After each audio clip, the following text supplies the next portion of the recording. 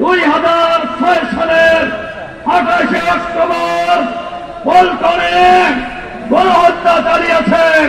তারা গণহত্যা চালিয়েছে পিলখানার সদর দপ্তরে দেশপ্রেমিক সেনা কর্মকর্তাদেরকে হত্যা করার মধ্য দিয়ে তারা গণহত্যা চালিয়েছেন।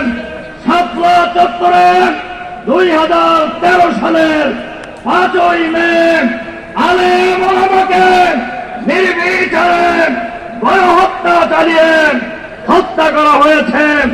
তারা হত্যা করেছেন জামায়াত ইসলামীর আমির শহীদ আমিরে জামাত মাওলানা মতিউর রহমান নিজামী সহ জুডিশিয়াল গণহত্যার মধ্য দিয়ে জামাত নিশ্চিহ্ন করার জন্য তারা আমাদের নেতৃবৃন্দকে হত্যা করেছে।